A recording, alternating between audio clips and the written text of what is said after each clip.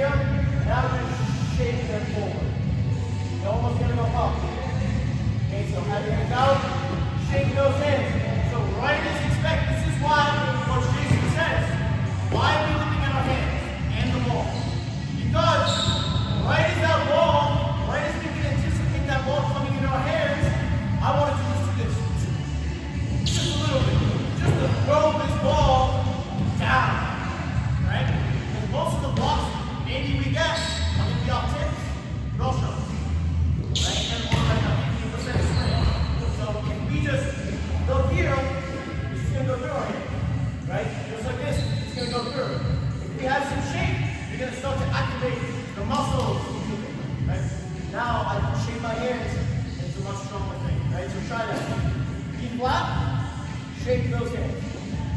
Right? So imagine there is putty. Okay, you guys like putty with Play-Doh? Okay. You guys ever just sink your hands in the slime? Think of sinking your hands forward into the slime to where if the putty is here and the slime is here, you're trying to get your thumb into the slime. Okay? So with that, you're using a lot of the wrist. Almost like that. Make sense? So that's how we're going to activate our hands. Okay, let's try. Go. I always use that analogy. I feel like it's here.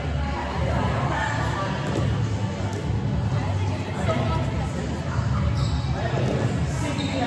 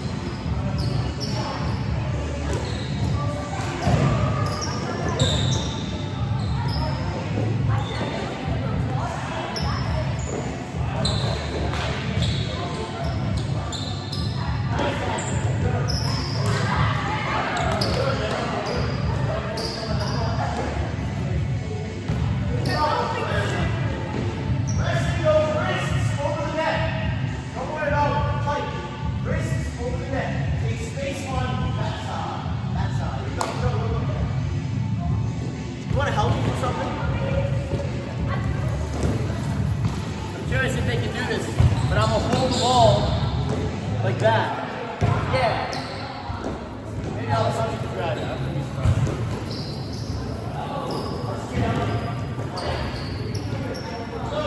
Just because you're on the barrel, you don't know what the future's gonna look like. You don't know if one day you become a walker. You don't know if you're gonna fall, right? So just run on the cadence. Run on the cadence is really important. Keep going, guys.